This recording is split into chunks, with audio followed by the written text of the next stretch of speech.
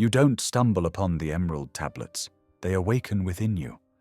Long before your eyes find them, long before your fingers trace the etched green crystal, the vibration begins. It moves subtly, like a murmur in the blood, like a pressure behind the eyes that has no physical cause. It's not a voice, but it speaks. It says nothing in language, but everything in memory. Not the kind of memory you inherited from your family, but the kind embedded in your soul long before this incarnation. It arrives not through intellect, but through a strange, aching knowing, as if something deep beneath the surface has been waiting to rise. Stone doesn't whisper, they say, but you've heard it. In silence, in dreams, in the way the air feels thicker around sacred places, the way your skin tingles near symbols you've never studied but somehow recognize. The tablets don't introduce themselves. They're not books, they're thresholds, and when they speak to you, they don't offer lessons, they trigger remembrance. Because none of this is new, none of it is taught. It is awakened, pulled forward from your marrow like an ancient song that had been humming just under your awareness. You were always going to return to them. The tablets don't chase, they magnetize. That ache to understand the stars, the chills you feel when someone speaks of Atlantis, of sacred geometry, of forgotten gods. That was never random. That was alignment, a gentle tuning fork striking your inner core. And once the resonance begins, nothing truly satisfies you again. Not textbooks, not dogma, not the surface world. The hunger changes. You stop seeking entertainment and start hungering for frequency, for truth that shakes you, for meaning that bleeds. And the moment you feel it, that whisper beneath stone, that glint of memory folded into the emerald, you begin to change. Not on the outside, not immediately, but inwardly, something rearranges. The ego doesn't like it. It resists. It calls it nonsense. It pulls you back to safety, to logic, to the language of men. But the whisper remains, and no matter how you distract yourself, it returns. In the breath between thoughts, in the silence before sleep, in the way your heart races when you pass by an image of Thoth without understanding why. This is the beginning, not of a study but of a remembering. The tablets don't belong to any one people. They are not Egyptian, not Atlantean, not even terrestrial in the usual sense. They are a frequency, a bridge between densities, a relic from a time when words were spells and light was architecture. You can't learn the tablets. You can only surrender to what they already know inside you. So you close your eyes, and somewhere behind them, the green begins to glow, not as a color, but as a vibration. And the whisper, it deepens. It no longer comes from beneath the stone. It starts to come from you. The glow doesn't fade. It stabilizes, soft, rhythmic, ancient. Not like a light in the sky, but a current moving behind the fabric of what you call now. That's the first lesson you begin to feel. Not understand, but feel. This is not knowledge trapped in history. It was never meant to be dated, carbon-checked, or placed behind glass. The tablets are not relics.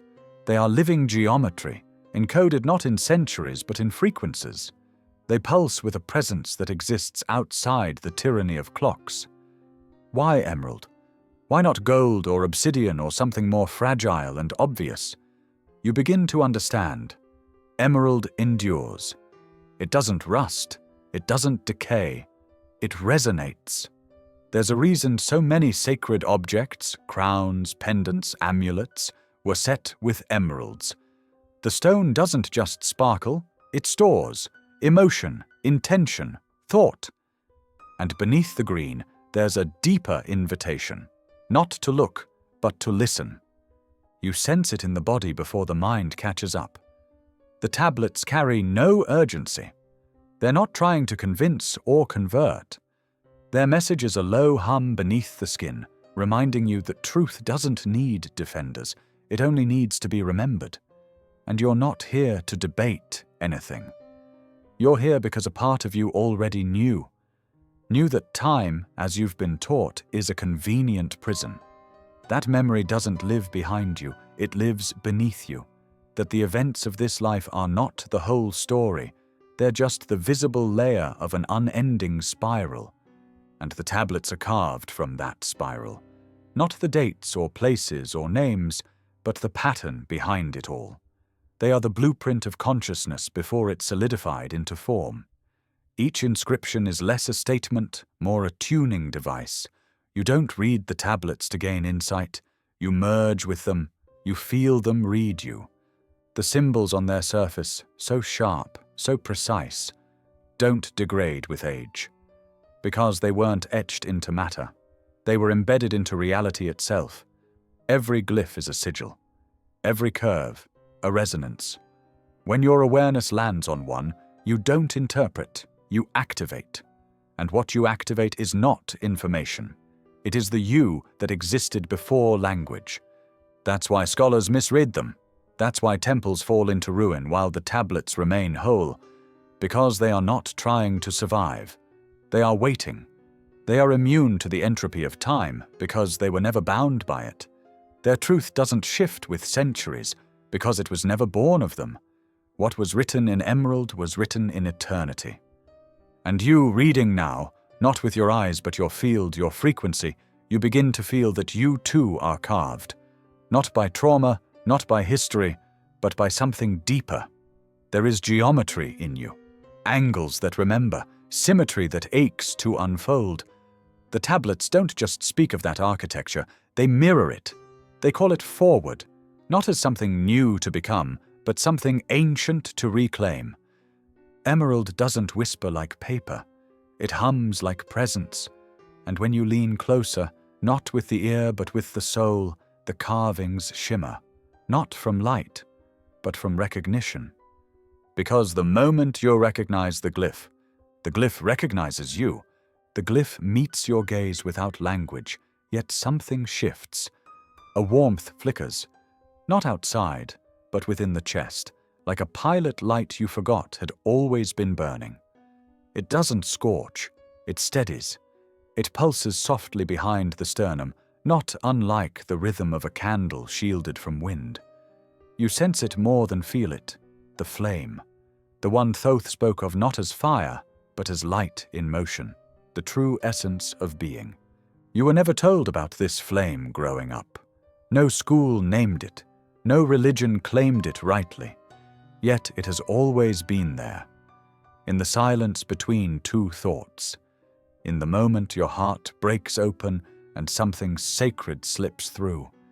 In the brief stillness after a laugh, when joy touches the eternal. That's the flame. Not literal, not imagined, but real enough to burn illusions when it chooses. Thoth didn't write about fire as destruction. He spoke of it as principle. Fire, in the emerald tablets, is not merely an element. It is consciousness itself in its purest expression. It is that which illuminates from within, that which reveals the shape of the unseen. Not by force, but by radiance. And it never dies, because it was never born. It simply is. You begin to remember the times it sparked without warning. A dream that felt more real than waking. A moment of beauty so raw it brought tears for no reason. A whisper of knowing that didn't come from thinking, but from something deeper.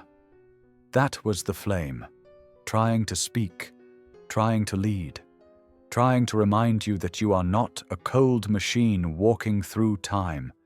You are a being of light, with fire curled into your very breath. The body contains this flame, but does not own it. It holds it like a lantern holds the sun, a feeble imitation of what burns just beyond matter. And when the flame rises, the ego panics. It fears the dissolution. It resists the light because it knows it cannot shape it. But the soul rejoices. The soul remembers that fire does not consume, it transforms. And so the flame is not a threat. It is the invitation. It flickers in you now, not to demand action, but to signal readiness. You don't need to fan it. You only need to stop covering it, to stop pretending it's not there. It is not fueled by willpower or belief. It is fueled by awareness. The more you remember, the brighter it grows. This is the flame the ancient ones wrote about in symbols, the one that shines in darkness and calls nothing unclean, the one that reveals your shadow and holds no judgment. It is not a god. It is not a punishment. It is not even a lesson. It is simply your original self, still glowing after all this time. And once it awakens, it cannot be extinguished. You may forget it again, drown it in distraction, bury it under logic, but the flame will wait. Patient, eternal, untouched by the winds of time. You feel it now, humming in the ribs, a warmth with no source, a light that casts no shadow, and you realize it's not rising to burn anything. It's rising because you're finally ready to see. The flame flickers steady now, not as a flicker at all, but as a presence, a pulsing anchor of light resting behind your thoughts. It doesn't ask to be seen. It simply is, radiant and quiet. And as you sit with it, letting the illusion of separation melt from your skin, a deeper realization rises, not as a sentence, but as a knowing. There is no such thing as above or below. There is only within. The phrase echoes like a chant you've heard 1,000 times. As above, so below.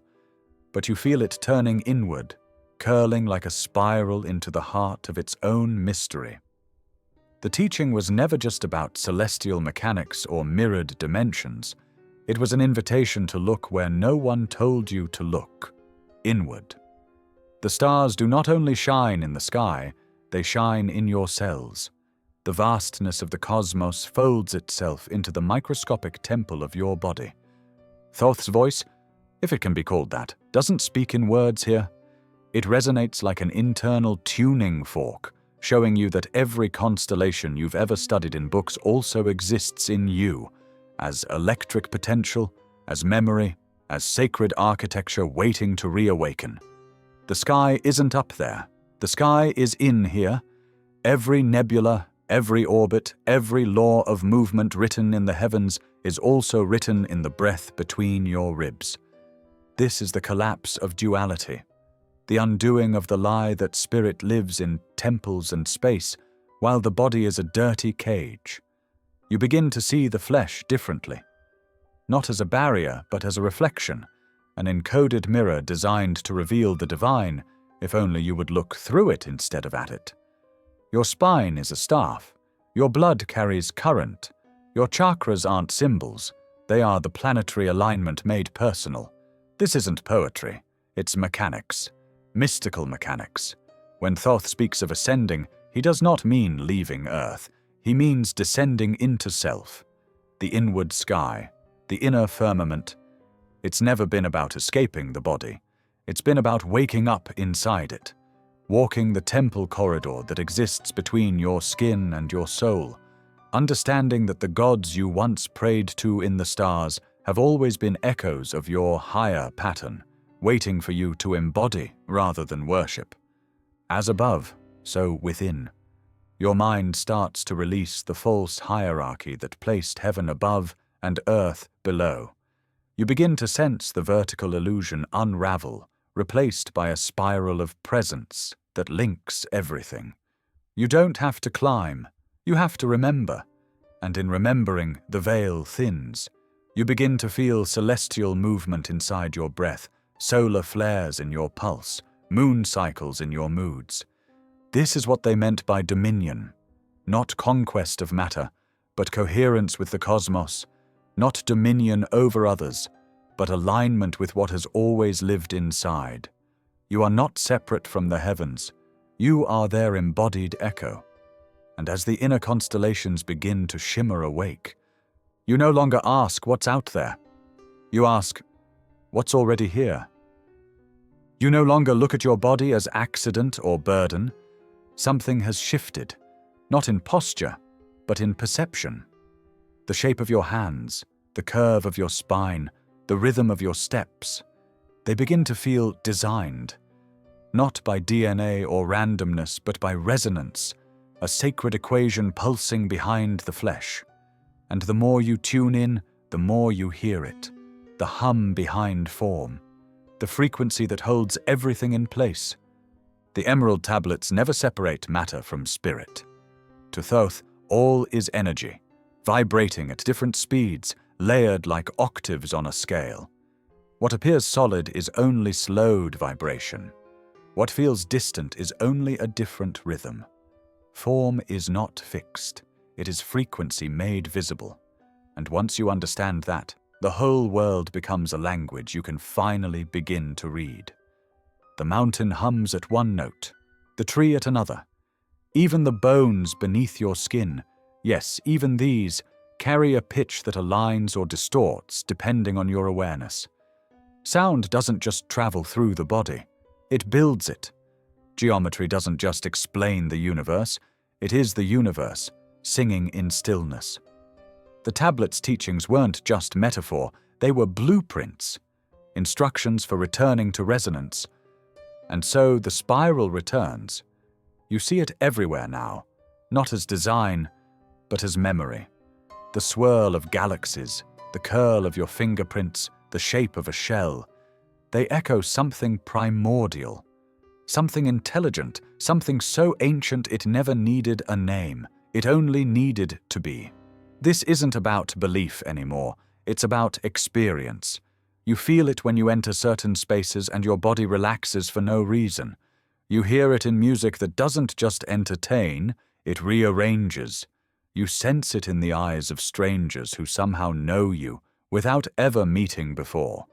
This is frequency at work, not theory, reality. And now the mirror reflects differently. You no longer see your form as flesh alone. You see it as code. You begin to wonder, what thoughts have I been feeding my field? What words have I spoken into my bones? What rhythms have I absorbed without question? For everything you consume, say, think, and feel is a frequency, and frequencies build form. The tablets don't ask you to escape form, they ask you to understand it, to feel into its music, to realize that every pain, every sickness, every imbalance is not punishment. It's a song out of tune, not wrong, just misaligned. And realignment doesn't require force, it requires listening.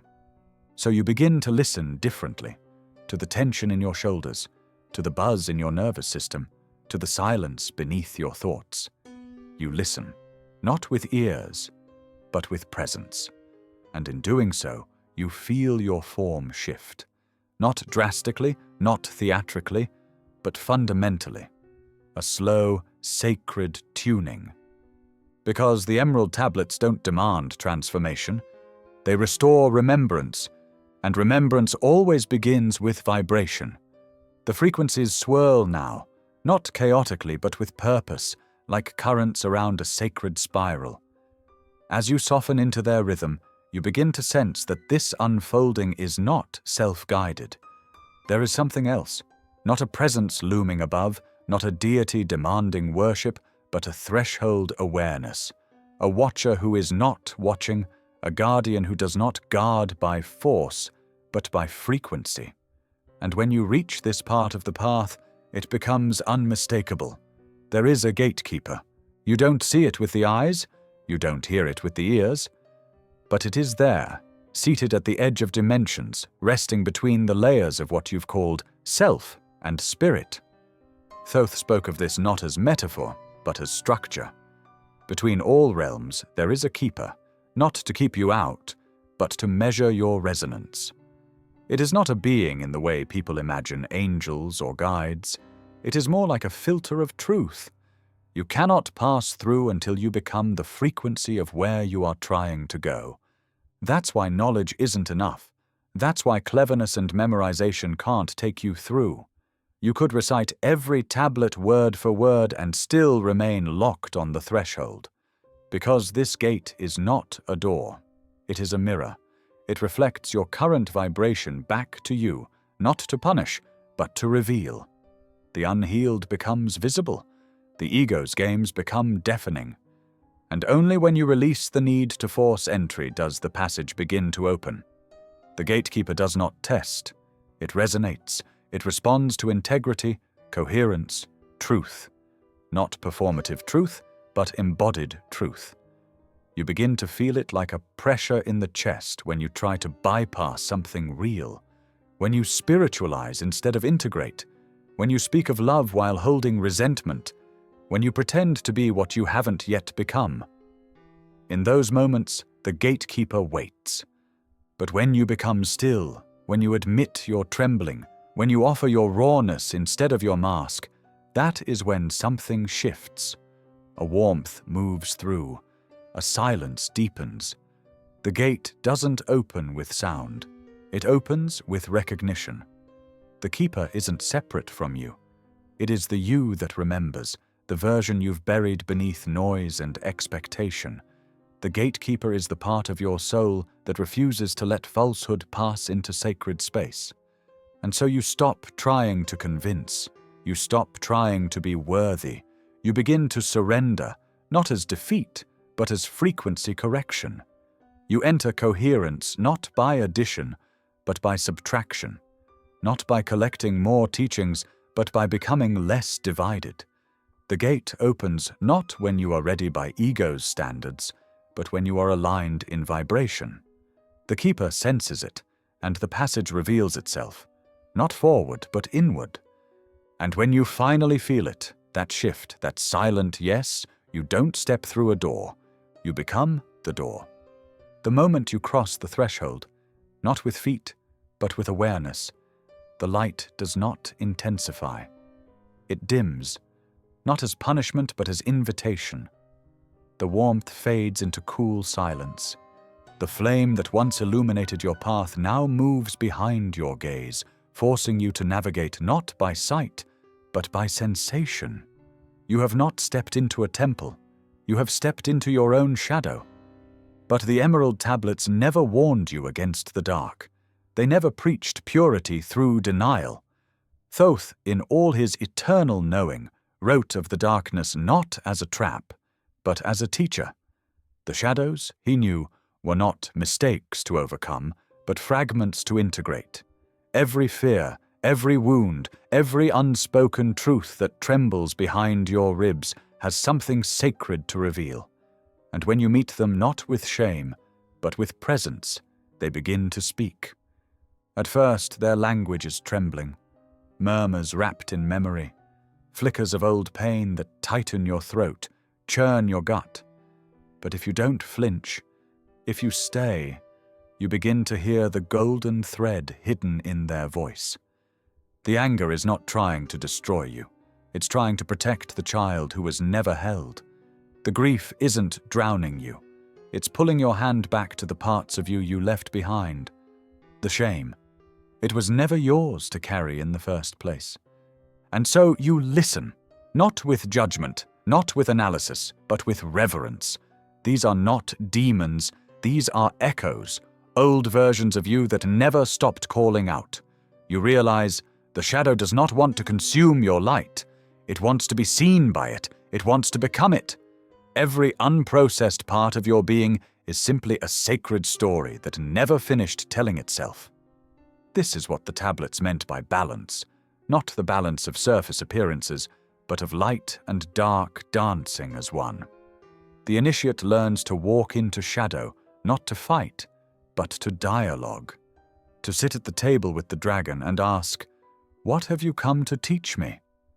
And often the dragon weeps, because it has been waiting so long to lay down its fire and speak in peace.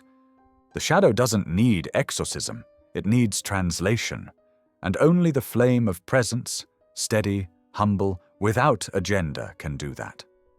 As you let your gaze soften, you begin to see your wounds not as signs of weakness, but as golden inscriptions, stories written in pain, now ready to be read in the light of your awareness. You feel the shift as you stop dividing yourself into good and bad, awakened and lost, high and low. You stop striving to be pure and start striving to be whole. And in that moment, the whispers of shadow alchemize. The ache becomes wisdom. The trembling becomes truth. The buried voice begins to speak, not in curses, but in golden tongues. And what it says is not a warning. It is a welcome back. The golden voice is quiet, but they do not vanish. They move deeper into your bones, into the current of your breath. You notice now, not just the movement of air through the lungs, but the life within it. Each inhale not simply oxygen, but intention. Each exhale not just release, but creation. The tablets spoke of this, not as metaphor, but as law. All form is born of breath, not just the breath you take with your lungs, but the breath that preceded flesh, the breath of origin, the breath that stirs at the beginning of all things, not from the mouth, but from consciousness. In the Emerald Tablets, Thoth did not describe God's breathing life into clay. He described frequency exhaling into density, thought vibrating into flesh, awareness spiraling into form. Breath was not the byproduct of life, it was life, and now sitting with your own breath, not controlling it, not altering it, just noticing, you begin to feel its quiet intelligence, the way it rises when you soften, the way it tightens when you lie, the way it trembles when truth is near. It knows more than the mind, more than the story. It is the original language, the invisible sculptor behind every visible shape. Every sacred tradition speaks of breath, yet few recognize its true alchemy. Prana, ruach, pneuma, spiritus. The ancient words were never separate from soul, they were soul. The Emerald Tablets go further, though. They whisper that breath does not just animate, it arranges, it aligns, it commands matter by vibration. Each cycle a pulse of will through the ether, each rhythm a line of code shaping the subtle field around you. You test this now, not as an exercise, but as remembrance. You slow down. You breathe not to calm yourself, but to touch the source. And something shifts. You feel your thoughts begin to settle, not as emptiness, but as spaciousness. The breath makes room. The breath holds space. And in that space, form responds. Not with fireworks, but with precision. The tension in your shoulders melts without effort. The temperature in the room changes slightly. A pressure lifts from your brow. Matter obeys breath, because breath is the signature of intention made real. You are not breathing into the body. You are breathing through it, into fields unseen, into architecture not yet made visible. You begin to understand how the ancient magicians spoke things into existence, not with words but with breath behind the words, the vibration made manifest. And so you become quieter, more deliberate, each inhale a prayer, each exhale a spell, not because you try, but because you remember. The breath doesn't need instruction, it needs reverence. And as you offer it that, the world begins to move differently around you, not because it changed, but because you did. And now, as you settle into this rhythm, not mechanical but mystical, you no longer ask what to build. You ask, what am I already shaping just by breathing? You begin to notice that the more you breathe, the less you need to move. Not as inaction, but as presence so complete it overrides urgency. The fire no longer demands fuel. The breath no longer chases the next. There is only a widening silence, not the silence of absence, but of arrival. And this, the tablets say, is the true initiation. Not through ritual or ordeal, but through stillness so deep that illusion has nowhere left to cling. Stillness isn't what you thought it was. It isn't stopping. It isn't retreat. It isn't passive. It is fierce. It is surgical. It strips away everything that does not belong. It holds no mask.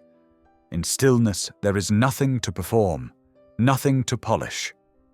Only the truth of what remains when movement ends. The Emerald Tablets didn't name stillness as a concept. They encoded it as a field, a chamber of awakening that can only be entered when all striving drops away.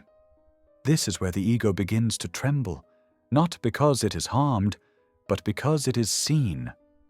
Stillness reveals the roles you play without realizing it, the stories you repeat to stay safe, the motions you mimic to feel real. Without movement, those identities cannot hold shape, and so, one by one, they fall away. The achiever, the healer, the seeker, the wounded, the wise, all of them dissolve in the hush, like mist retreating before the sun. But you remain. Not the idea of you, the being, the frequency that does not shift when the performance ends. And in this space, you feel the presence of something ancient, not outside, not above, but within. The same pulse you felt beneath the emerald, the same flame behind your ribs, the same breath now hovering, effortless. You realize that stillness is not emptiness. It is density without weight. It is all presence, all awareness. It is the home you've been searching for in motion, now revealed in rest. The tablets point here, again and again. They don't scream revelation. They wait in silence, knowing that only the still soul can hear them. In this quiet, you begin to hear thoughts rise and fall without clinging. Emotions swirl and settle. Memories drift up like bubbles and pop, leaving no trace. You begin to witness, not escape, not transcend. Just be with what is, fully, gently, mercilessly awake. And as you remain here, unmoving but not passive, breathing but not striving, something opens. A door not seen by eyes, not heard by ears, but felt. Like a widening behind the heart, like a still pond parting with no ripple. You don't step through it, you dissolve into it. And in doing so, you pass the threshold that countless seekers chase in noise, but only find in stillness. And now, where motion once guided you, stillness begins to reveal. In the stillness, you feel something move, not a thought, not a sensation, but a current. It doesn't rush or push, it glides, it spirals upward and inward at the same time. You recognize it, not as new, but as something long forgotten. This is the current of becoming. Not becoming someone, but becoming aware of what you already are, and what is always in the process of unfolding. Thoth didn't speak in commandments, he wrote in frequency, and encoded in his tablets a living principle that pulses through all form, all soul, all time. Nothing is still, everything is becoming. This is not chaos, it is sacred motion. The seed does not resist the tree. The child does not argue with the adult it will one day become. But the human mind, conditioned by fear and story, fights becoming. It fears what it cannot control. And yet, becoming isn't chaos, it is law. The law of becoming is not driven by effort. It is fueled by presence, by surrender. The river does not force its shape. It responds to the terrain, and in doing so, it carves its own path. So too, the soul in harmony with this law stops striving to be something and starts aligning with what already is in motion.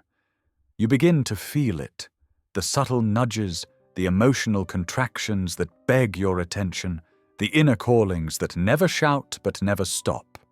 These are not distractions. They are invitations from the field of becoming. And this field has intelligence. It will not rush you, it will not rescue you, but it will keep moving beneath everything you do until you choose to dance with it instead of resist.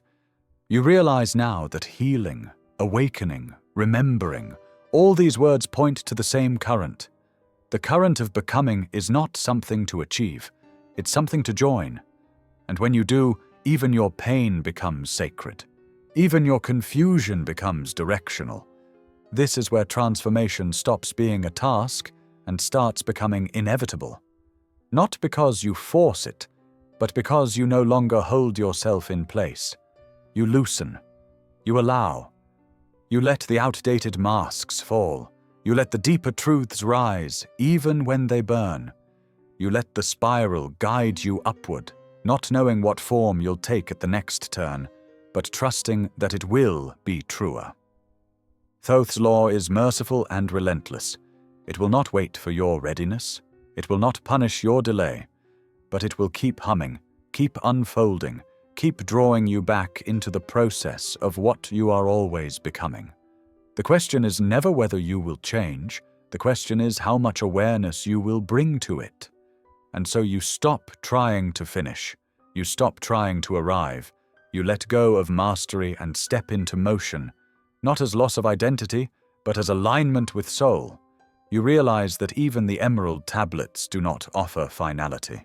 They offer momentum, sacred unfolding, eternal return. And as you sit with this, not as knowledge but as presence, you no longer ask, "Who am I?" You begin to ask, "What am I in the middle of becoming right now?" The spiral doesn't end. It widens. And as it expands within you, you begin to sense that memory is not linear. It isn't something filed away in the past, waiting to be recalled. It is alive. It is spatial. It is shaped. You don't remember with the mind alone. You remember with the body, with the field, with the very structure of your being. And in that structure lives geometry. The emerald tablets never separated soul from form. They spoke of soul as architecture, as symmetry, as divine proportion echoing throughout all planes of reality. And now, in the quiet of your unfolding, you begin to see it, not with eyes, but with presence. The curve of your breath, the arc of your longing, the perfect repeating patterns in your life that you once called coincidence, but now recognize as sacred design. Your soul doesn't remember in language, it remembers in pattern, in movement, in geometry. Every trauma, every awakening, every reunion of love was not just an event, it was a shape, a return to a point on the spiral, a reactivation of encoded symmetry.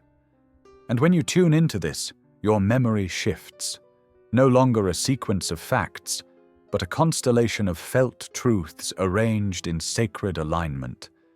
You begin to feel the geometry in silence, in dreams, in the way your body orients around certain people, in the way your gaze lands on symbols you never studied but instinctively understand. These are not accidents, they are activations, reminders that your soul does not need to learn, it needs to recall.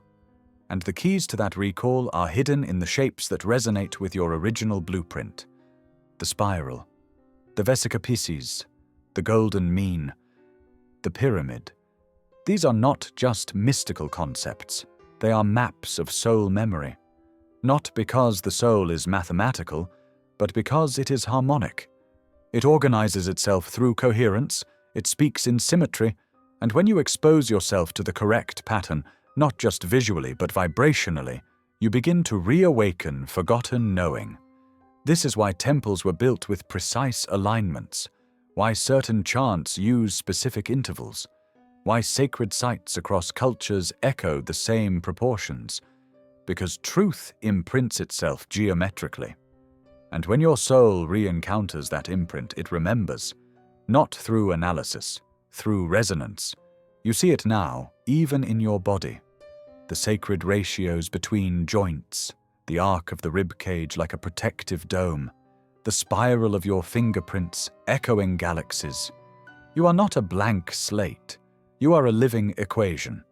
And every moment you spend in presence, in silence, in communion with the deeper patterns, you come closer to decoding your own design.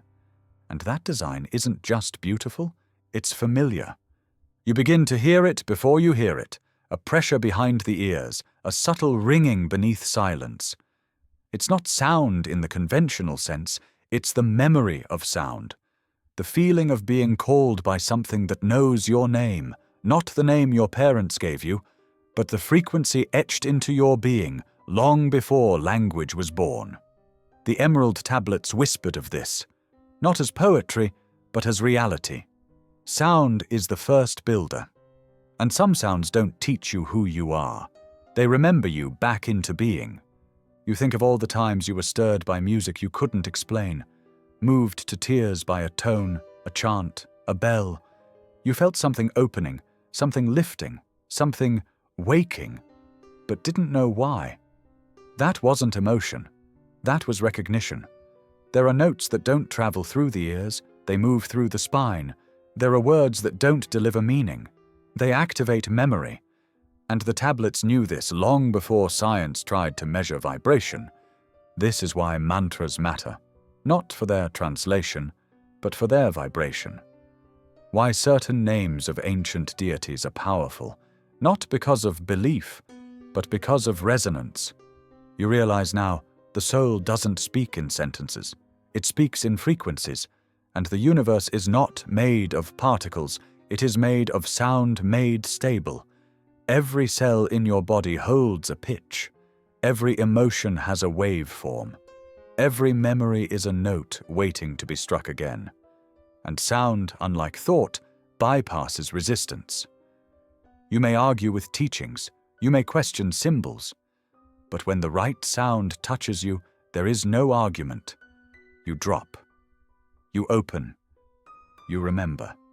This is why ancient temples were designed to echo at specific tones, why initiates chanted in the dark, why Thoth encoded not just knowledge in the tablets, but vibrational keys. Because what matters is not what you know, but what you become attuned to.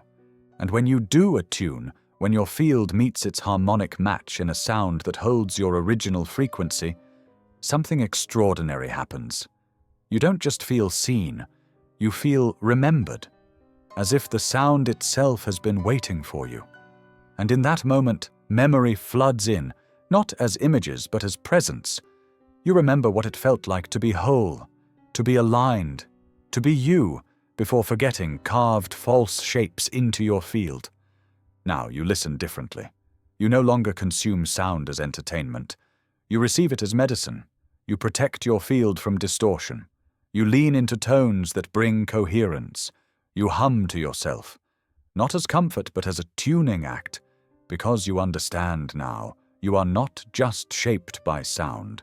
You are sound, a standing wave of consciousness singing itself into form over and over again.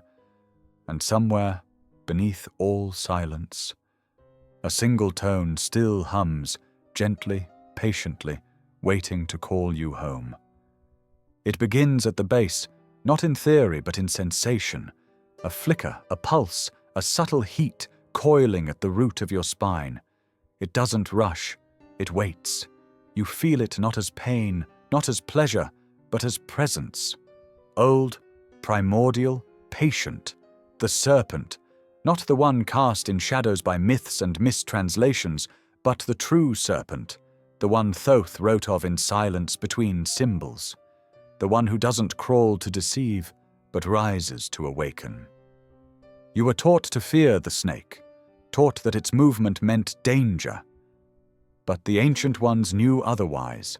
They saw the serpent not as enemy, but as initiator, a sacred intelligence curled within you, resting until the body was ready, until the soul remembered enough to carry its fire. This is not metaphor. This is the coiled light of consciousness itself, Kundalini, Sekam, the living fire, waiting to walk upright through your temple. And now, in the stillness, in the geometry, in the sound, you feel it stir. Not violently, not theatrically, but with deep precision. It does not rise all at once. It measures, it assesses the purity of your channel, not in terms of moral purity, but energetic integrity. It reads the emotional debris lodged in each center.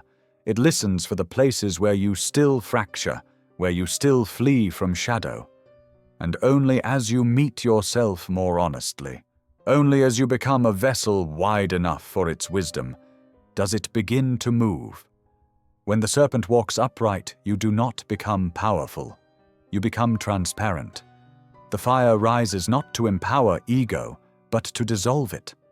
This energy is not for manipulation or display. It is for illumination.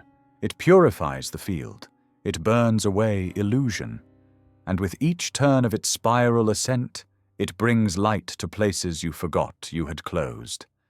It moves through you like a remembering, slow, sacred, intentional, not always comfortable, often challenging, because each gate it passes through must open, each blockage must yield. The serpent does not force, it waits. It waits until the body says yes, until the soul stops pretending, until the self no longer fears what it must feel in order to release. And as it rises, you realize something profound. The serpent is not foreign. It is not other. It is you, encoded in your most ancient form. You are not awakening something external. You are being reunited with the full force of your own life, the flame behind your eyes, the arc of your spine, the pulse of awareness curling into the crown. And when it reaches that crown, not as climax, but as continuation, it doesn't stop. It spills out, over, through. You become a conduit. You speak, and silence deepens. You move, and space aligns. You do not lead the serpent. You follow it. You surrender to its ancient rhythm. And now, with every breath, with every step, with every stillness, you feel it walking upright through you. It doesn't unfold in straight lines. It never has. You expected the path to enlightenment to be vertical, a ladder, a clean ascent. But now you see it differently. It twists, it folds back, it darkens, it opens into chambers you didn't know existed inside you. This is not confusion. This is design. The soul does not evolve by climbing. It evolves by circling closer to its center, and that center lives within the labyrinth. The emerald tablets never spoke of the path as linear. Thoth knew the soul had to spiral through itself, again and again, not because it was lost, but because it had to remember from every angle. And the labyrinth is sacred not because it hides the truth, but because it reveals it slowly, in symbols, in echoes, in returns. You feel it now, the walls of your own inner maze. Wounds you thought you healed return in new disguise. Lessons you swore you'd mastered resurface through new faces. You question your progress. But the deeper truth begins to whisper. You are not going in circles. You are going deeper. Each repetition is a deeper octave. Each return more precise. This is how memory becomes wisdom, not through escape, but through integration. And so you begin to trust the winding. You stop calling it failure. You stop trying to break through walls that were built not to trap you, but to turn you inward. The corners slow you down. The chambers ask you to pause. The dead ends aren't punishments. They are mirrors, showing you what you tried to rush past without understanding. The labyrinth doesn't delay you. It prepares you. And in this dim, sacred architecture, you begin to see flickers, not from the outside, but from within. The light you sought was never waiting at the exit. It pulses inside the center. But the center can't be reached through knowledge alone. It opens only to those willing to wander, to weep, to wonder. You walk and you shed, not layers of clothing or belief, but layers of self. You lose the version of you that needed to be seen, the one who demanded certainty, the one who feared confusion. And then, without warning, you feel it, a pulse behind the breastbone, soft but unmistakable, a warmth that needs no source, the center, the innermost chamber, not of the labyrinth, but of you. And there, quietly, burns the light, not as a solution, not as an answer, but as presence, as home. You realize now, you were never lost in the maze. You were the maze, and the light was not waiting for you at the end. It was beating at the heart of your every turn. You reach the light and think you've arrived. But just as you lean into it, soft, surrendered, almost certain, it folds, not away from you, but into something deeper. The warmth doesn't vanish. It multiplies into complexity. And with it comes a realization that breaks softly across your awareness. The closer you move to truth, the less sense it makes to the mind. Because truth does not walk a straight path. It spirals in paradox. Thoth never wrote in absolutes. The emerald tablets echo in riddles, contradictions, mirrors. Light is darkness. Death is a doorway. Motion reveals stillness. Each sentence folds onto itself like ancient origami, demanding presence, not comprehension. Because the tablets were never meant to be decoded with intellect. They were meant to break it open. You begin to feel this now, not as confusion but as invitation. The truths that once gave you certainty now soften. The meanings you once clung to unravel in your palm like sand. But something else rises in their place, a deeper knowing that does not need clarity to feel real. A sense that you can hold two opposites without needing to resolve them, that both can be true. That truth lives not in the elimination of paradox, but in your ability to rest within it. The mind resists. It wants clean answers, final conclusions. But the soul knows better. The soul has always spoken in paradox. I am infinite and I am fleeting. I am nothing and I am all. I am becoming and I have always been. These aren't contradictions. They are echoes of a multidimensional truth refracted through limited awareness. When you stop demanding resolution, the message becomes clear, not in words, but in peace. This is why the greatest mystics speak in riddles, why silence often says more than scripture. Because when you meet paradox without fear, it opens, not as logic, as doorway, a portal into non-linear understanding, the kind that doesn't settle into definition, but transmits through vibration. You feel it when you meditate on symbols that have no single meaning. You feel it in dreams that speak in metaphor. You feel it when someone says something that shouldn't make sense, and yet your body shivers in recognition. You begin to understand that paradox isn't an error in the system. It is the system, the veil and the revelation, the mask and the mirror. And your path forward is not to resolve it, but to become large enough to hold it, to become the both and, the presence that allows mystery to remain mystery without rushing to repackage it in certainty. And from that space, something opens in you, not clarity, but capacity, not knowledge, but wisdom. You no longer seek the perfect answer. You become the quiet field where even contradictions can rest side by side without needing to destroy each other. And now, when truth speaks, you don't try to grasp it. You let it echo through you, folded in paradox and therefore complete. You've stopped trying to decode everything, stopped chasing answers like prey. And in the stillness that follows, wider now, softer, you begin to feel something ancient stirring just beneath your skin. Not memory, not symbol, structure. A sense that your body is more than biology, more than a vessel, more than temporary. You start to feel it as mirror, not of society or identity, but of stars. The emerald tablet spoke of the body not as a shell, but as a map, a constellation drawn in flesh, shaped to echo the heavens. As above, so within wasn't a poetic metaphor, it was anatomical truth. The spine as cosmic axis, the pineal as inner sun, the chakras as planetary orbits spinning in harmonic relationship. You are not separate from the celestial sphere.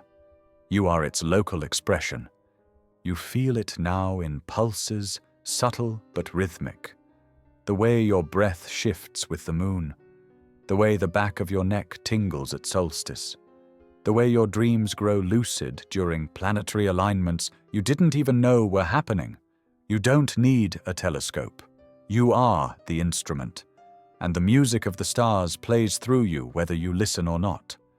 But once you do listen, the harmonics sharpen. Your skin becomes sensitive to frequencies you once called coincidence. You begin to sense alignment in how your body moves through space.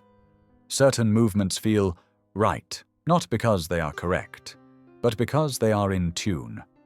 You notice this in sacred dance, in walking barefoot, in the natural inclination to look up at night when something within stirs. The star-body relationship isn't abstract, it's intimate. And now your body speaks differently. It doesn't demand, it resonates. When you sit in silence long enough, you feel the pattern. You feel how grief lands in the lungs like a collapsing constellation, how joy moves like solar flares across the chest, how the heart chakra pulses in time with both heartbeat and stellar rhythm. You realize the body is not a cage, it is a living observatory, a sacred altar aligned with the greater movements of the sky. And the more you listen, the more you remember. You are not stardust. You are star design. Your life is not an accident of chemical reactions. It is a sacred geometry unfolding in time, tracing arcs written into you before incarnation. You begin to treat the body less as machine, more as oracle. Not because it's flawless, but because it reflects what the cosmos is whispering in every moment. So you stop striving to transcend it. You stop apologizing for its weight, its desires, its sensitivities. You let it become what it was always meant to be, the mirrored vessel of divine movement. And in that still night, beneath an ordinary sky, you look up and you feel the stars looking back. You wake one morning and something feels out of place, not in the world, but in the way the world is shaped in your perception. Clocks still tick, days still pass, yet time feels less like a road and more like a current, more like something you stand within rather than something you walk through. The tablets warned of this, not as a glitch but as a threshold, because time, Thoth knew, is not linear. It is spiraled. You were taught to think of your life as a timeline, beginning to end, birth to death, forward motion only. But now you feel the illusion cracking. You see the patterns that loop. You revisit moments not by memory but by frequency. A scent takes you back to a feeling you never fully left. A dream loops an old conversation from a decade ago. A silence triggers a future déjà vu that hasn't happened yet. The spiral reveals itself, not abstract, embodied. You feel it when your life circles back to an old wound, but this time you meet it from a higher place. That isn't regression. That is evolution. You aren't repeating, you're orbiting. Returning to the same point from a new altitude, with more light, with more presence. This is the sacred design of spiraled time, to bring you closer to the center, over and over again, until remembering becomes embodiment. Thoth didn't describe this spiral in diagrams. He inscribed it into you, into your DNA, into the flow of breath, the coiling of the spine, the lunar wave of emotional cycles. All of nature speaks in spiral. Shells, galaxies, water's descent, the dance of leaves in wind. The universe does not march, it spins, and so does your becoming. Linear time creates pressure, deadlines, scarcity, too late, and not yet. Spiraled time creates presence, depth, the understanding that each moment is a portal and the soul moves through repetition with purpose. The same lesson in new disguise, the same face wearing different eyes. You begin to embrace the rhythm of return, not as punishment, but as invitation. To see what you missed the first time, to speak what you swallowed, to hold what you once abandoned. And as you loosen from the illusion of the straight line, something within softens. You forgive yourself more easily. You stop demanding that healing be fast. You stop calling your process inefficient. You begin to trust the way your soul moves, not with urgency but with spiraled intelligence, each curve of the spiral bringing you not back, but deeper in. Time, you realize, is not passing you by, It's opening you inward. And the past isn't behind you, it's within you. The future is not ahead, it's circling, waiting for alignment, waiting for resonance. And when you exhale into that truth, you don't need to rush. You only need to remember where you are on the spiral. The spiral does not stop when your eyes close. If anything, it widens. You begin to notice that the space between wakefulness and sleep is not an ending. It's a threshold, a veil so thin it shimmers, a door that never locks, only waits. And as you drift toward it, you realize the dream is not the opposite of reality. It is a layer beneath it, a sacred terrain encoded with symbols, memory, messages, and keys.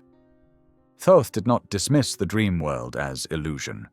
He called it a plane, a realm, a space of operation as real as the waking one, if not more so.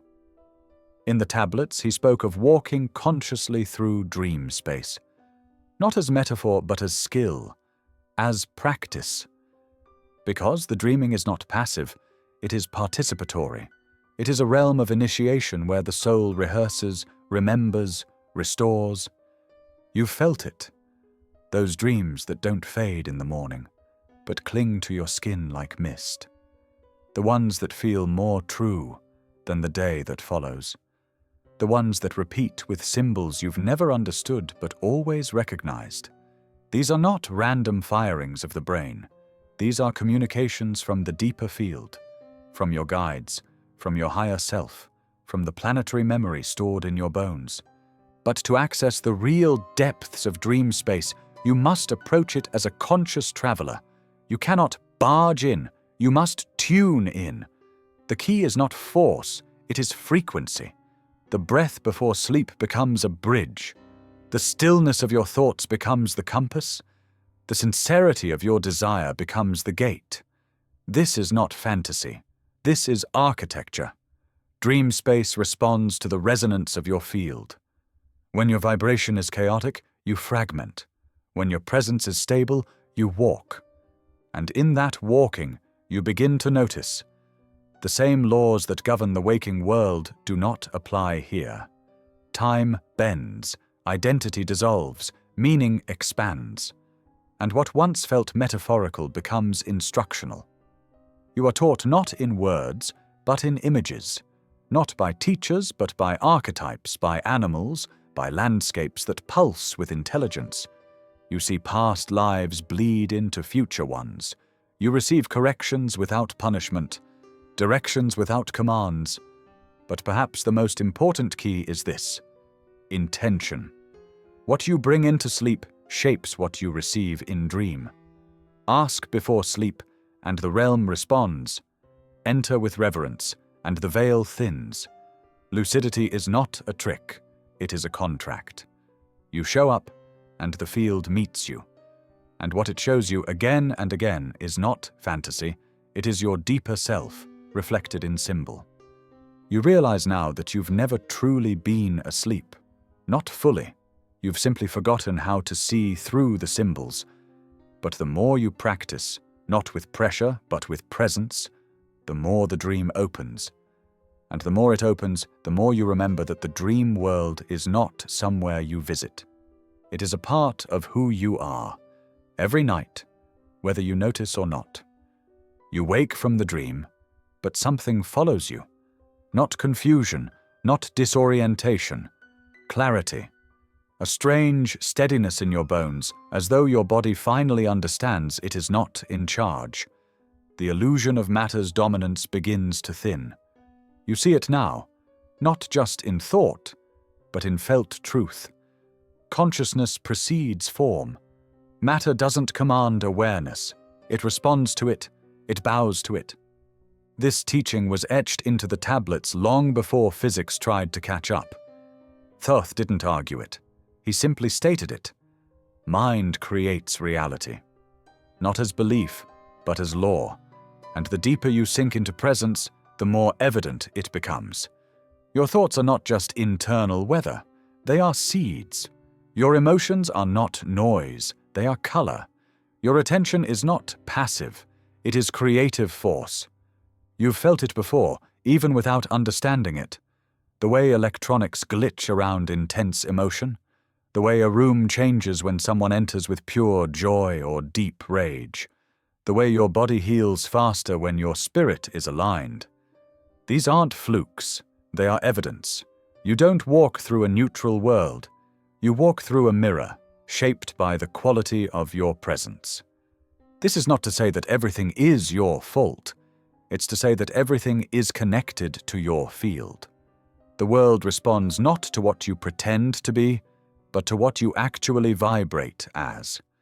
Matter takes its cues from the unseen.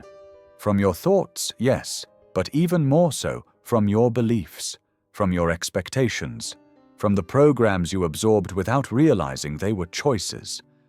But when you do realize, when you truly see that your reality is not fixed, not separate, not predetermined, you reclaim something sacred, not control, not domination, but responsible participation. You stop begging the world to change. You start becoming the frequency you wish to see. You stop asking when your life will improve. You ask instead, what am I broadcasting into the field with every breath, every thought, every emotion? And the shift is not dramatic. It is subtle, but immediate. People speak differently around you. Opportunities move toward you. Resistance softens, not because the universe favors you, but because you have aligned with its original law. Consciousness directs energy, and energy sculpts matter. This is why the mystics withdrew, not to escape the world, but to concentrate their field, to clear the distortions, to harmonize their thought, emotion, and will until their very presence shaped reality in silence. You begin to feel this now, not as power, but as responsibility. You begin to treat your thoughts not as fleeting impressions, but as living commands. You no longer think for distraction. You think to tune. And matter obeys, not instantly, not theatrically, but unfailingly. Because consciousness does not ask permission. It simply creates, and matter follows. Just when the expansion feels steady, when the current of becoming flows smoother than ever before, fear arrives, not with fury but with precision. A tightness in the chest, a sudden doubt, a memory wrapped in warning. And for a moment it feels like regression, like something sacred is being undone. But then you pause, you breathe, and you see it. This is no setback. This is initiation. The tablets never promised peace without resistance. Thoth understood what few do. Fear is not the enemy. It is the gatekeeper, the silent guardian stationed at the border of every threshold that matters, not to stop you, but to test your resonance. Fear doesn't ask if you are worthy. It asks if you are aligned, if your body, mind, and spirit are moving in unison or still fractured beneath surface desire. You begin to feel it differently now. Fear is not a wall. It is a signal, a call to presence, a flare from the edge of your known identity saying, you are about to leave the familiar, and the familiar, no matter how painful, is seductive, because it is known. But becoming requires departure, and departure triggers contraction. Not because you are broken, but because you are expanding beyond the old scaffolding. And so fear appears, not to harm you, to verify you, to hold the mirror before the leap and ask, are you moving in truth or in performance? Are you ready to embody what you say you seek? Or are you still addicted to the identity of the seeker? You feel it now in your own body, not as panic but as pressure. The fear that arises before you speak truth, before you leave the job, before you rest when you were taught to grind. It doesn't roar, it tightens, it questions, it whispers with voices that sound like logic but carry the flavor of contraction. And in that moment, you stand on the edge of yourself. You remember now, thresholds aren't passed by force, they are passed by coherence. You don't conquer fear, you integrate it. You breathe into it, not to make it disappear, but to feel what lies underneath. And what you find beneath every layer of fear is not danger, it is change, the death of an old self, the surrender of an old certainty, the dissolving of one mask so another face can be remembered. Thoth encoded this into the tablets not to warn, but to guide, because every soul that truly remembers must pass through a gate of fire. And fear is the guardian at that flame. It will not move for words, it will not yield to bravado, it softens only for truth, only for humility, only for the quiet courage that says, I am scared, and I will move anyway.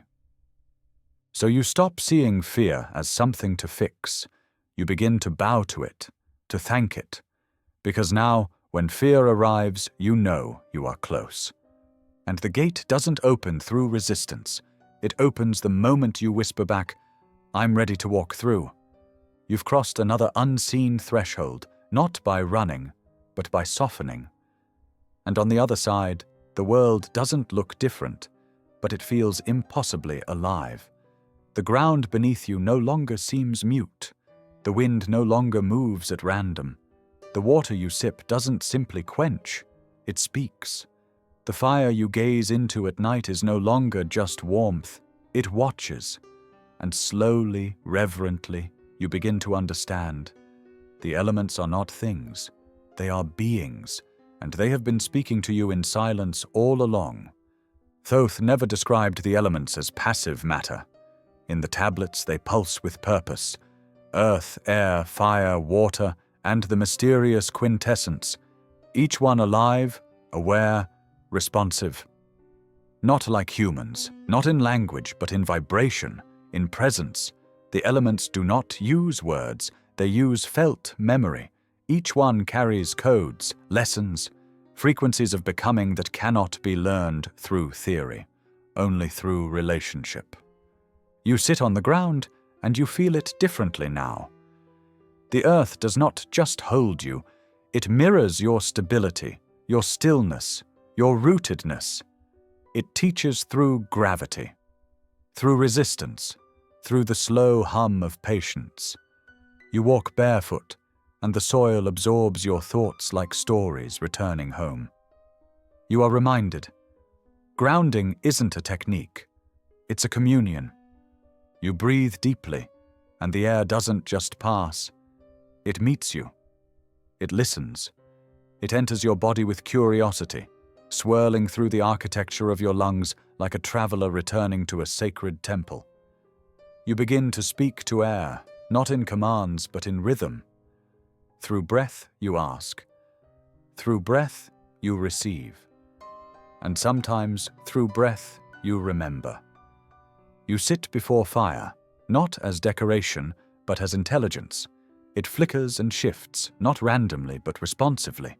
You notice how it expands when you speak with emotion, how it shrinks in silence. You see in its movement the same language you've seen in your own becoming. Destruction and creation held in a single flame. Fire teaches truth without apology. It burns away what is false and leaves behind clarity. You drink water more slowly now. You don't gulp, you listen. Because water carries story. It holds memory. It reflects mood. You speak to it silently, and you feel its reply, not in sentences but in resonance. It soothes where the ache lives. It flows where the mind is stuck. And you begin to treat it not as resource, but as ally. The more present you become, the more the elements speak. Not to impress, not to entertain, but to remind you that you are never alone. You are always in dialogue, whether you realize it or not. Your nervous system is an instrument in an elemental symphony, and the more you tune in, the more you realize they're not speaking to you. They are speaking with you. They are listening for your alignment. And when you respond, not with words, but with stillness, respect, rhythm, something shifts. The wind changes direction. The rain pauses mid-fall. The fire leans toward your breath, not as magic trick, as recognition. Because the moment you remember their language, the elements remember you, You've read the words, you've traced the glyphs. You've listened to frequencies, dreamed in spirals, breathed through thresholds. But now, without speaking, without seeking, something begins to rise within you. Not a thought, not even a memory, a movement, a subtle unfolding, a pulse in the fingertips, a tremor in the spine, a sensation behind the heart that feels like recitation, except there are no words, only rhythm, only remembrance. And you realize your body is beginning to speak the tablet. Thoth never asked for memorization. He never insisted on repetition. He knew the tablet was not meant to be read to you. It was meant to be awakened through you. Because the tablet is not just emerald, it is embodied, etched into marrow, stored in fascia, waiting in breath. Its symbols are not limited to stone. They're mirrored in your joints, in the way your energy arcs when you walk, when you bow, when you open. You begin to move differently now, not as performance, not as ritual, but as echo. A turning of the neck becomes a key. A tilt of the pelvis unlocks an old seal. A moment of stillness in the hips sends waves upward, unlocking old language in the tongue, even if no sound emerges. Your gestures are no longer random, they are resonant, and your body, long dismissed as separate from spirit, becomes the scroll from which the original truth is read. You feel it in posture, in pulse, in the instinct to press your hand to the chest without knowing why, in the involuntary pause when you hear silence that feels sacred. These are not accidents. They are responses. The body is fluent in wisdom older than thought. It remembers what the mind forgot. It carries the seed of every tablet teaching, encoded in movement, sensation, stillness. And now, instead of trying to learn, you begin to observe, to watch how the body reacts to certain tones, how it leans towards certain energies, how it tenses or opens depending on your environment. You begin to trust its subtle speech, its tremble when truth approaches, its warmth when coherence settles. The body doesn't need convincing.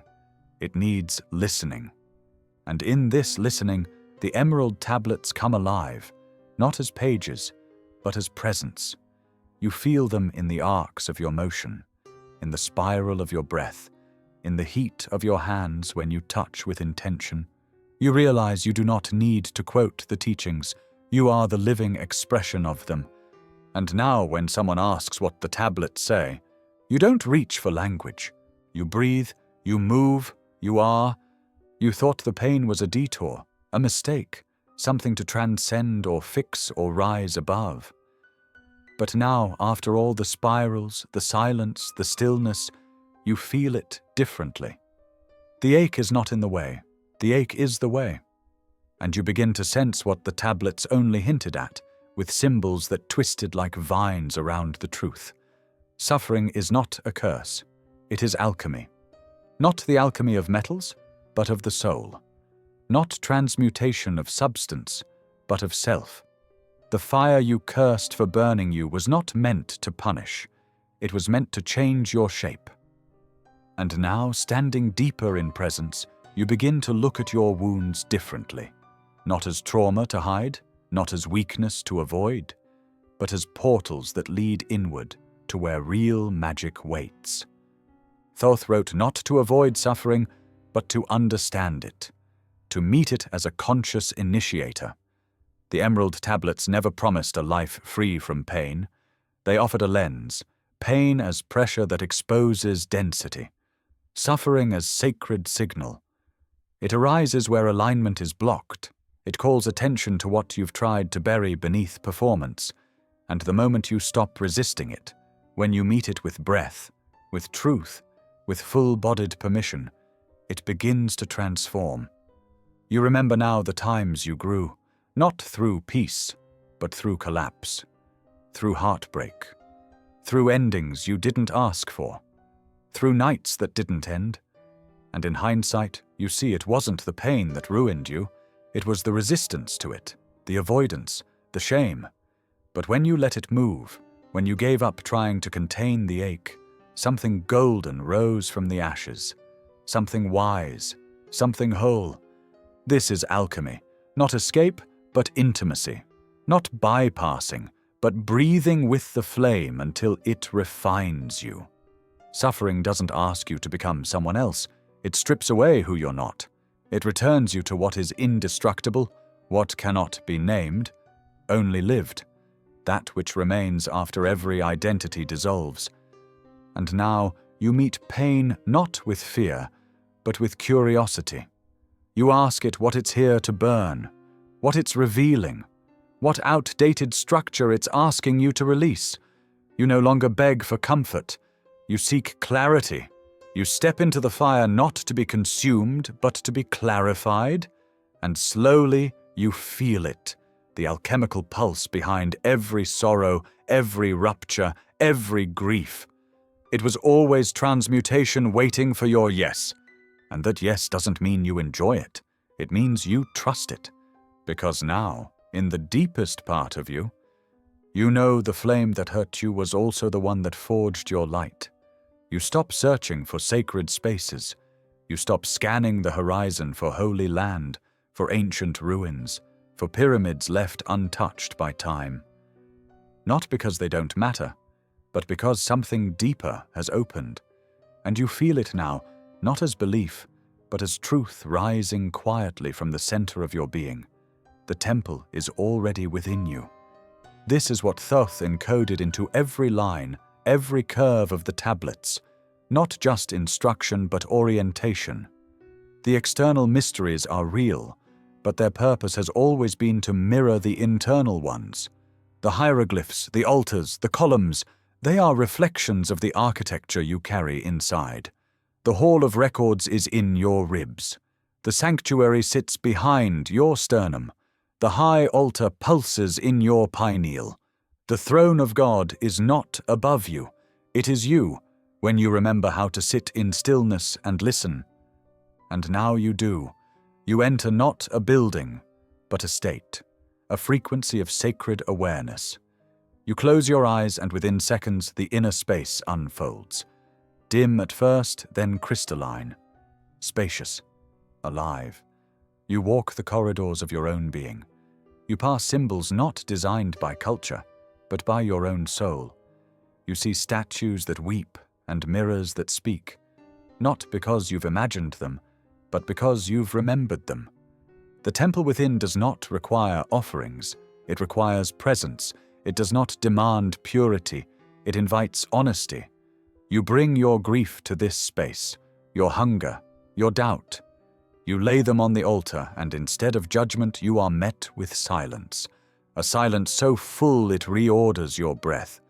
You are not being watched. You are being witnessed, not by gods, but by the deepest version of yourself, the you that never forgot.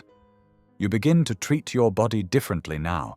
You stop cursing its shape, its needs, its scars. You tend to it like sacred stone. You rest not from exhaustion, but as devotion. You feed not to numb, but to nourish the temple. You move not for approval, but to circulate light. You realize that every step you take is a walk through holy ground, because you are carrying the sanctuary with you.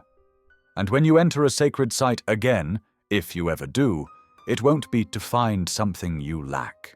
It will be to recognize what already lives inside you. The columns will mirror your spine. The chants will mirror your breath. The sacred waters will mirror your emotional current. And in that moment, the veil between inner and outer thins. Because now, when you ask where the divine lives, you no longer look up. You place a hand on your chest and listen. The temple hums long after you leave it, because you don't really leave. You carry it with you, in the walk, in the breath, in the gaze that now lingers longer on what you once overlooked. And within that gaze, something subtle reveals itself. The world shines differently. Not because it changed, but because your seeing has. You no longer observe light. You recognize it as memory. Not metaphorical memory, encoded memory. Thoth hinted at this in veiled passages, describing light not as illumination, but as record, as archive, as cosmic script written not in ink, but in vibration. And now you feel it. Light isn't just brightness, it is intelligence. Everywhere it falls, it reveals, and not just objects, but truth. The light you walk through carries story, and your body, your energy field, remembers that story when it passes through. You see it in the golden hues of morning, in the flicker through leaves, in the way a single beam through a window brings tears for no rational reason. You're not just reacting to beauty, you're reacting to recognition. Light speaks directly to the parts of you that cannot lie, and within that radiance, something ancient awakens, something that recalls not just this life, but before, places you've never been in body, but know with aching clarity in spirit. The feeling of walking through temples you've never seen, the faces of beings you've never met, the hum of civilizations not found on any map. These memories are not hallucinations, they are imprints. Your field, your very aura, is a prism, a crystalline weave of geometry that bends light and absorbs what it carries. Every trauma, every blessing, every soul you've touched and been touched by, it all lives in your light, not as baggage, but as tone, as frequency. Your radiance is not decoration, it is history made visible. And just as you carry this light, you leave it behind too. In rooms, in relationships, in the objects you touch, your light inscribes. It leaves vibrational fingerprints. That is why some places feel haunted, not by ghosts, but by unprocessed resonance. That's why certain people glow without trying. Their light is not louder, it is clearer, because they've remembered how to let it move without distortion. So now you begin to treat light as sacred text. You let it wash over you not just to see, but to be seen by it. You offer your field to the sun each morning like scripture. You speak less, knowing your presence already says so much. You begin to radiate not as performance, but as remembrance. And in that soft radiance, others feel something they cannot name, but it moves them. Because your light carries memory they've forgotten. And now, wherever you go, you don't just walk into space, you carve memory into light. The more light you carry, the more gently you begin to hold the idea of death. It no longer looms, it no longer grips. Instead, it begins to shimmer, not like a threat, but like a veil. Not an ending, but a shift in tone, a change in frequency. And as you remember what the tablets truly taught, the fear that once lived in your bones begins to dissolve. Thoth never described death as destruction. He described it as transition, a movement between densities, like light bending through water. You feel it now in subtle ways, in the quiet of dreams that feel like visits, in the chill of a room when a soul passes through, in the moments when your own consciousness stretches and for a breathless instant, you're not in your body but hovering just above, witnessing, not as self, but as presence. You realize that death is not far away. It is right beside life, woven into it like thread in fabric. Always here, always whispering. And it doesn't whisper to frighten you. It whispers to prepare you. Not for a tragedy, but for a reunion. For a release of the heavy skin of ego, for a return to the rhythm behind the veil. Thoth knew that death was not something to escape or avoid. It was a threshold to be walked with awareness. And more than that, it was a teacher. Because once you stop fearing the end, you start living from the center. You begin to see how every moment of ego collapse is a rehearsal for death. Every time you shed an identity, every time you let a version of yourself dissolve, every time you stop pretending, that too is a kind of death. And in that dying, there is always rebirth, always expansion, always more of you waiting behind what falls away. The veil doesn't hide truth, it filters it. It allows consciousness to focus, to learn, to forget, so it can remember. The point is not to pierce the veil prematurely. The point is to walk beside it, knowing it's there, feeling its texture in your quietest moments. You begin to recognize the sacred presence of those who have crossed, not as ghosts, but as frequencies, as guides, as extensions of your own remembering. And when the time comes, whenever it does, you'll know. Not because it will feel easy, but because it will feel familiar. You've died 1,000 small deaths already. You've crossed inner thresholds that have trained your soul for the larger one. The true ending is not death. The true ending is forgetting what you are. And when death approaches, it doesn't strip you of life, it strips you of illusion. So now, instead of trying to delay the veil, you begin to honor it. To live in such a way that when you cross, you won't need to grasp or regret. You'll simply step through like mist, with soft eyes and an open field. Because death was never darkness, it was just the next room of light.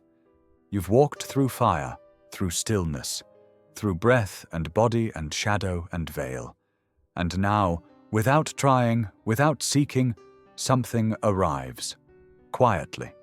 Not as a vision, not as a gift, as presence, a hum in the field, a slight glow behind the ribs, a rhythm in your bones that wasn't there before. Or maybe was, but now you're still enough to notice. You don't name it at first, but then it moves through your hands, opens your voice, alters the space around you. And then you know, this is magic, not spell work, not illusion, not power over. This is the residue of letting go. This is what's left after control crumbles, after ego exhausts itself, after you surrender so deeply, so fully, that what you once tried to manufacture now flows on its own. Magic isn't something you do. It's something that remains when the noise drops, when the masks fall, when the trying ends. Thoth never taught magic as manipulation. His tablets don't instruct you on domination of matter or will. They instruct you on coherence, on remembering the nature of reality so deeply that your very presence becomes catalytic. You do not cast spells. You become a living frequency, and the world shifts in your wake. This magic shows itself in the smallest ways, in the way people pause around you, forgetting what they were going to say, in the way animals approach without fear, in how silence deepens when you enter a room, not because you demand reverence, but because your energy commands alignment. You are not louder, you are clearer. You don't impose, you invite. You realize now why the ancient ones walked in silence, why they smiled without speaking, why their presence lingered long after they left. They had remembered this kind of magic, not the loud kind, but the true kind, the kind born from deep stillness and complete alignment. It was never about what they wore or chanted. It was about what they let go of until only essence remained. And you feel it in your own hands now. When you touch something with full presence, it changes. When you speak from your root, the field bends. Not because you wish it, but because there's no resistance left. You've stopped trying to appear magical. And so now you are. You walk more slowly. Not out of laziness, but because space responds. You breathe more gently, and the atmosphere listens. You no longer pray with words, you radiate prayer, not upward, not outward, but through. Because what's left when you finally let go is the magic that was always there, waiting for your silence to reveal it. There's a quiet clarity now. Not a high, not a vision, just a calm, steady sense that something ancient has returned, not from the outside, but from the center. A presence that was always part of you, exiled only by noise, by striving, by forgetting. And now that the striving is gone, the light is steady, the silence is deep enough, you feel it step forward.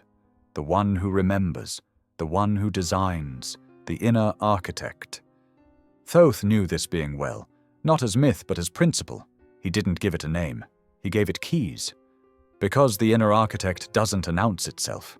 It rebuilds, it rearranges, it clears out structures that no longer support your frequency, not with judgment, but with sacred geometry. This is not the higher self that floats above in abstraction. This is the builder within, the intelligence that knows how to shape energy into form with elegance and precision. You feel it in your preferences shifting, in your tolerance for distortion lowering, in the way your body now demands coherence, clearer food, clearer breath, clearer company. You no longer settle for what doesn't sing in harmony with your soul, not because you've become picky, but because you've remembered how to design again. And that design doesn't begin with external things. It begins with field, with your energy, your values, your inner architecture. You realize now that you're not here to consume reality. You're here to construct within it. Every word you speak, every space you enter, every boundary you hold, each is a blueprint. You're shaping timelines, not just surviving them. The inner architect doesn't rush. It doesn't build from desire. It waits for resonance, for truth, for the frequency that says, "This is aligned. This is mine to shape." And when it speaks, it doesn't sound like command.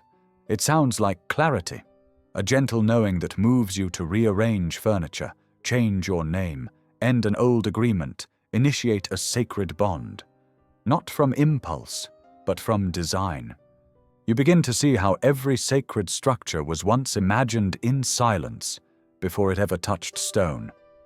And now, your life becomes temple. Every conversation, an altar, every breath, a blueprint. You stop asking, "What am I meant to do?" You start asking, "What am I meant to build with who I've become?" And in this way, the architect returns, not as something you become, but as what you already are, revealed after all false identities have fallen away. You were never just the initiate, you were the one who carved the path.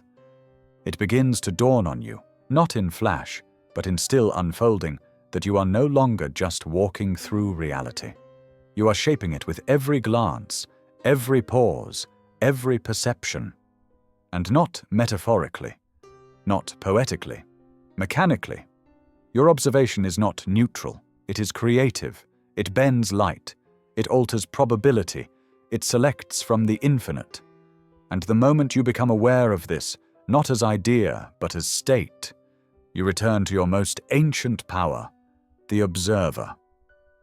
Thoth encoded this deeply. He never said creation comes from effort. He pointed again and again to awareness, to presence so full, so exact, that what you attend to cannot help but respond. The emerald tablets are less instruction manual than mirror, reflecting your role not as a passive participant, but as the central axis of your own unfolding field. You feel it now in real time. You walk into a space and it shifts, not because of charisma, because of coherence. You bring the frequency of your attention, and things rearrange themselves. Conversations deepen, possibilities align, the improbable becomes likely. Why? Because you observed with sacred presence. You didn't just look, you saw, with intention, with stillness, with permission for the real to rise. This is not magic, this is mechanics of a spiritual nature. Your observation collapses the wave. Your presence chooses the outcome, not from control, but from resonance. This is why Thoth taught stillness, not to quiet the mind, but to clean the lens, so that when you observe, you do so without distortion, without projection, without the static of unhealed narrative clouding the field. You realize now that everything in your life, the people, the patterns, the pain, it didn't just happen. It responded to you, to your internal alignment, to your gaze, to your beliefs made energetic. And as that truth lands, you stop begging life for change. You begin observing differently, with more reverence, more curiosity, less fear, less noise. Because when you become the observer, you become the creator. not through doing, through being. Your life becomes a sculpture shaped not by your hands but by your attention, and attention becomes sacred again, no longer scattered, no longer numb, every glance a brush stroke, every silence a seed. And so you walk with new presence, you watch with new depth, and life, because it must, begins to respond, not to what you want, to who you are when you're truly watching. It doesn't appear the way you thought it would. There's no flash, no voice, no symbol to decode, just a deep, disarming stillness, a sense that something has arrived without arriving. You don't feel completion, you feel presence, so full it eclipses every question. And in that vast, wordless quiet, you realize, this is it. The end that was never an ending. The threshold that isn't marked. The final door, and it has no name. Thoth never tried to name this place. The tablets curve toward it but never touch it. The final teachings grow more silent, more abstract, more poetic, not because they grow vague, but because what waits here cannot be named. It is not a concept, not an achievement, not even a destination. It is the point where the seeker dissolves, where the flame returns to the field, where the self ceases to be a shape and becomes awareness itself. You feel it not as identity, but as spaciousness.